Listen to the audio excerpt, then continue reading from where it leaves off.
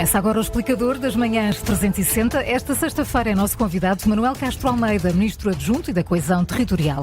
A moderação é feita pelo Paulo Ferreira, pelo Bruno Vieira Amaral e também pelo editor adjunto de política do Observador, Miguel Santos Carrapatoso. Bom dia, Manuel Castro Almeida, bem-vindo a este Explicador. O senhor vendeu a sua participação numa empresa de que era sócio há 25 anos. O Primeiro-Ministro devia ter feito o mesmo quando assumiu o cargo de Primeiro-Ministro, ter vendido ou ter encerrado esta empresa, e isto teria evitado a crise, a situação atual que se vive. Bom dia, antes de mais. Eu vendi a minha empresa, sim senhor, e o Primeiro-Ministro também. E creio que neste momento é absolutamente claro que a empresa já não lhe pertence, neste momento pertence aos filhos, e tudo aquilo que está à volta da empresa enquanto ele deteve participação nela está tudo absolutamente esclarecido, quer-me parecer. Em todo caso, eu faço notar que esta empresa foi criada quando o Primeiro-Ministro não era Primeiro-Ministro nem era líder do PSD, era um empreendedor que resolveu criar uma empresa na área da proteção de dados e noutras áreas, e teve clientes que angariou nessa altura, antes de ser Primeiro-Ministro e antes de ser líder do PSD. Essa empresa tinha trabalhadores, colaboradores, que passaram a fazer o trabalho quando ele deixou de trabalhar na empresa e se dedicou à liderança do partido e depois ao cargo de Primeiro-Ministro. Portanto, eu creio que o assunto está suficientemente explicado. Eu receio que esteja a acontecer, deixe-me dizer-lhe o seguinte, receio que nós estejamos a passar um pouco para lá dos limites, na lógica seguinte: está criada uma certa ideia de anatomizar, de diabolizar alguém que tenha uma empresa. Pelo simples facto de ter uma empresa, de ter uma sociedade, está a ser diabolizado. E hoje a notícia é: fulano tal tem uma empresa, fulano tal é sócio de uma empresa, como se isso fosse mau. Eu considero que isso é bom, mostra sentido de empreendedor. Mas, Castro Almeida, não dependerá daquilo que se faz com a empresa enquanto se exercem funções públicas, como ser Primeiro-Ministro? Claro que sim, é aí que eu queria chegar. Não se pode diabolizar o ter a empresa.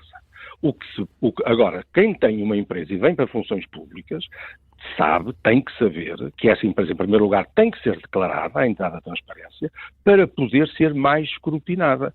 E depois é preciso, então, escrutinar e ver se a pessoa deu mau uso a essa empresa, se favoreceu essa empresa, se favoreceu os clientes dessa empresa, se num potencial conflito de interesses privilegiou o interesse privado em vez do interesse público.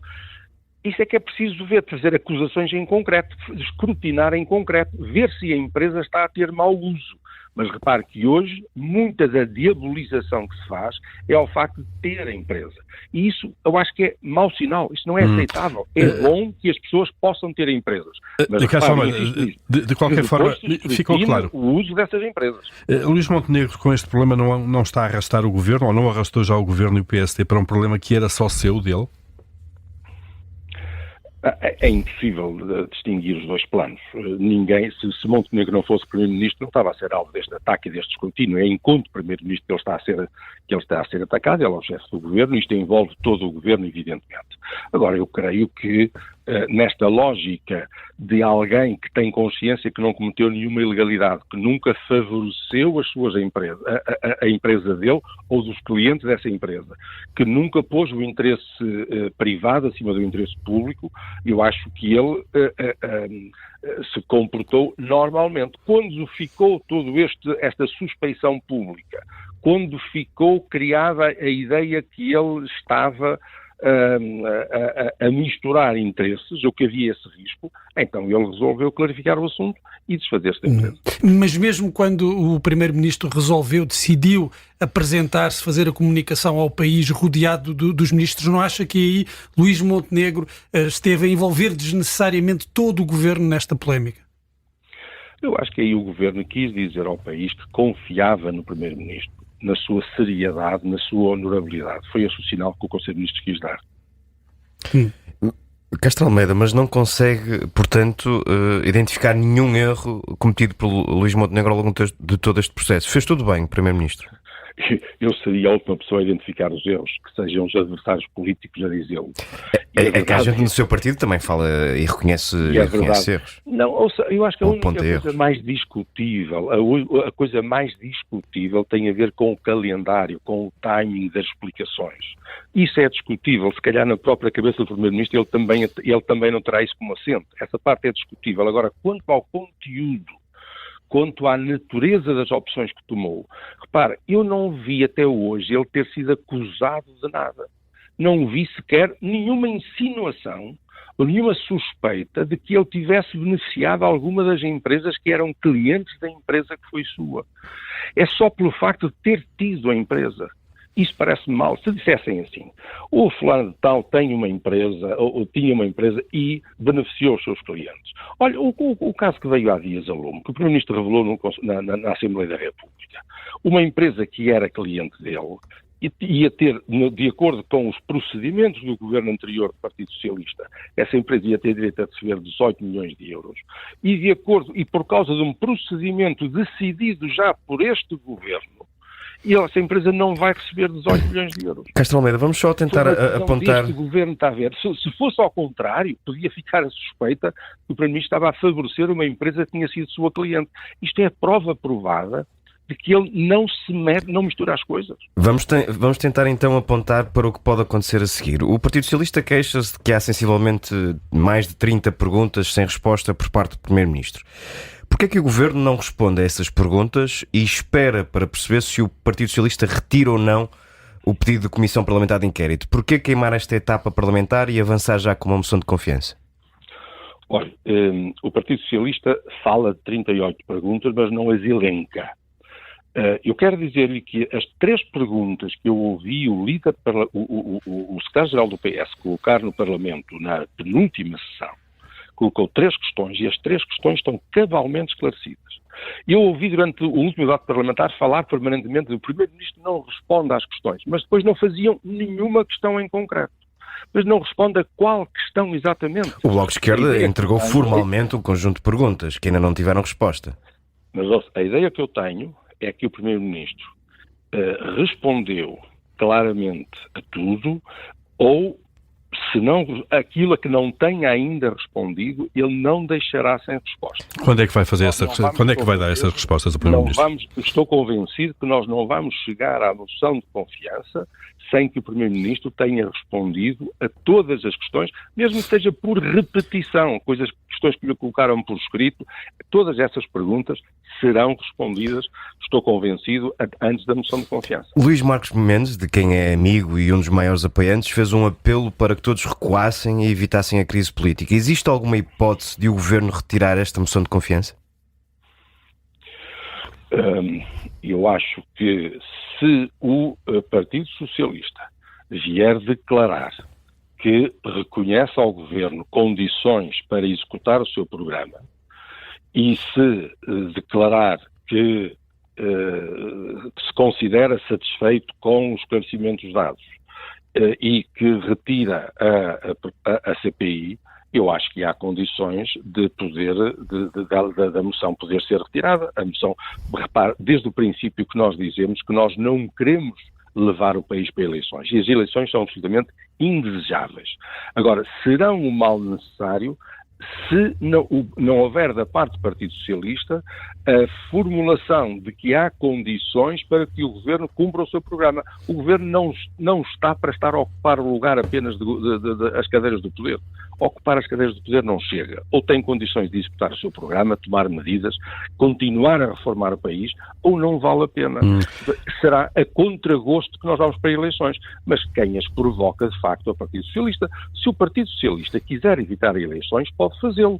Basta, repare, nem tem que votar a favor da moção de confiança. Basta abster-se na moção de confiança. Porque repare nesta contradição do Partido Socialista. Quando lhe põe uma moção de censura à frente, o Partido Socialista vota contra a moção de censura e segura o Governo. Se lhe puser uma moção de confiança, vota a favor da moção de confiança e faz cair o Governo. Mas então qual é a lógica disto? Isto é incoerente. Isto é taticismo puro.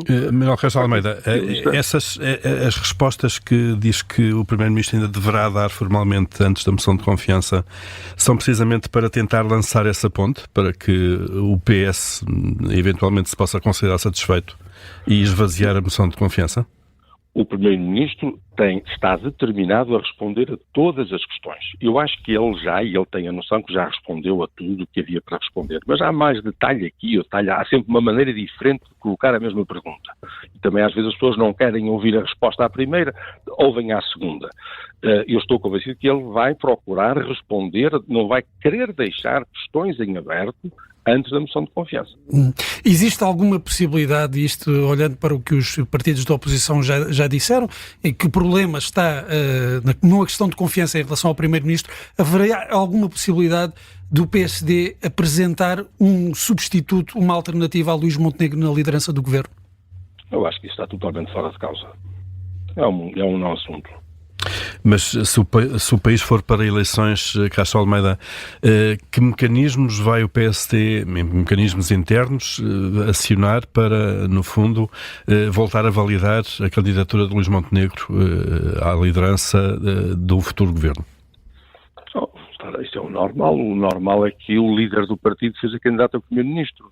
Creio que há as normas estatutárias do PSD, creio que prevêem que o Conselho Nacional se pronuncie sobre quem é o candidato a primeiro-ministro quando há umas eleições gerais, e isso deverá acontecer, e eu não tenho dúvida nenhuma sobre qual vai ser o resultado dessa decisão do Conselho Nacional. O Partido Socialista já veio dizer a várias vozes que Pedro Nuno Santos continuará líder do Partido Socialista, mesmo se perder as eleições. Como é que os dois, Luís Montenegro e Pedro Nuno Santos, se podem entender depois de tudo o que aconteceu? Quem é que, por exemplo, aprovará o programa de governo e futuros orçamentos do Estado? Olha, eu tenho a tese de que o próximo programa de governo deve ser viabilizado pelo partido deve ser apresentado pelo partido que ganhar as eleições e viabilizado pelo partido que as não ganhar. E acha que Pedro Nuno Santos estará disposto a fazê-lo? Eu espero que esteja. É essa a obrigação. Se o resultado for uma vitória do Partido Socialista, eu acho que o PSD deve viabilizar o programa de governo, da mesma forma que aconteceu quando o PSD ganhou as eleições. Eu acho que deve haver aqui reciprocidade, e é o que faz sentido para o funcionamento das instituições, senão nós estaríamos encostados à parede, contra a parede, sem nenhuma solução alternativa, não é? E se confirmar uma comissão parlamentar de inquérito ainda a Luís Montenegro, mesmo na eventualidade de ganhar as eleições, isso não contribuirá para o desgaste de Luís Montenegro e também do governo e da relação do governo com a oposição? Olha, eu acho a comissão parlamentar de inquérito um erro, e acho mesmo um erro grave, porque o que se vai escrutinar na comissão parlamentar de inquérito é a atividade de uma empresa privada, o que está fora totalmente do alcance da lei. Mas se o Partido Socialista persistir nisso, se o Presidente da Assembleia da República admitir a criação da comissão, que eu acho um erro grosseiro, que pode sair caro à democracia no futuro, mas se tudo isso acontecer, a Comissão Parlamentar de Inquérito funcionará e eu estou convencido que ela não vai acrescentar ao que se sabe hoje. E o Partido Socialista já fez notar que se não se fizesse a Comissão Parlamentar de Inquérito agora, se faria depois das eleições. Razão, aliás, porque ninguém pense que o PSD aponta para eleições para evitar a Comissão Parlamentar de Inquérito. Já está anunciado que ela existirá num caso ou no outro. E também faço notar que Montenegro já tinha dito, antes do anúncio da Comissão Parlamentar de Inquérito, já tinha colocado a hipótese da moção de confiança. Portanto, afastar completamente a ideia de que vamos para eleições porque Montenegro quer furtar-se ou fugir à Comissão Parlamentar de Inquérito. Ele já declarou tudo, já disse tudo o que tinha a dizer. Senhor Ministro, não há mais nada para se saber. Disse há instantes, e eu registrei bem isso, que se o Partido Social Democrata ficar em segundo lugar, deve permitir ao Partido Socialista governar. Ou seja, deve permitir que o Partido Socialista aprove o seu programa de governo. Mas não deixo de dizer que eu considero essa hipótese no plano puramente teórico. Naturalmente, nem seria de esperar outra coisa. Ainda assim, deixe-me perguntar, conhece muito bem o Partido Social Democrata. Existindo uma maioria à direita com Chega, acredita mesmo que os seus companheiros de partido permitirão ao PS governar? Não haverá aqui uma mudança de liderança automaticamente? Eu prefiro gastar o meu tempo, a tratar do que é que o PSD fará com a vitória que vai ter nas próximas eleições. Não me peça que perca tempo a pensar o que é que vai acontecer se o PSD perder as eleições, porque não é verdadeiramente o cenário em que eu acredito. Aqui há pouco falou disso, foi o Sr. Ministro que falou dessa hipótese, abertamente. E não é o cenário, é uma questão de reciprocidade apenas, falei da reciprocidade. Mas, portanto, o cenário em que eu realmente acredito é no cenário de vitória do PSD. De todo em todo, Luís Montenegro sempre disse que só governaria se ficasse em primeiro lugar e traçou o não é não ou Chega. Essas duas condições vão manter-se no futuro? Eu acredito que a prática, o comportamento do Chega nos últimos tempos só reforçaram o acerto da posição do Primeiro-Ministro quando disse não é não. Há uma hipótese, ainda que teórica, e que temos de abordar, que é a Procuradoria-Geral da República abrir um inquérito a Luís Montenegro e à sua família. À empresa familiar, melhor dizendo. Nesse caso, que condições políticas tem Luís Montenegro para se candidatar às próximas eleições legislativas? Não me leva a mal que eu não responda a essa questão, porque eu acho que essa questão é uma não questão. Então, se há uma acusação anónima à Procuradoria-Geral da República, cujo conteúdo não se conhece, nem sabe sobre que assunto é, nós vamos pôr a hipótese de um inquérito, vamos discutir o que é que acontece se houver um inquérito. É porque isso aconteceu com António Costa, só por isso, e resultou na demissão do Primeiro-Ministro, como sabemos. Pode acontecer com mais 10 milhões de portugueses. Não vale a pena. No momento em que se disser a Procuradoria-Geral da República abriu um inquérito na base de uma denúncia anónima, abriu um inquérito a Luís Montenegro por isto ou aquilo, aí nós podemos comentar. Agora, há uma denúncia anónima contra Luís Montenegro. Nós não sonhamos sobre que assunto é. Qual é a veracidade do assunto? E vamos comentá-lo. Eu não perco tempo com isto. Já agora, Sr. Ministro, e porque tivemos Paulo Rangel aqui no Observador a dizer isso mesmo, e Pedro Reis, creio que no Público e na Renascença, também a sugerir um desejo idêntico, acredita que o PSD ou a Aliança Democrática podem ter a maioria absoluta nas próximas eleições? Olha, acredito que seria muitíssimo útil para o país poder entrar num período de estabilidade.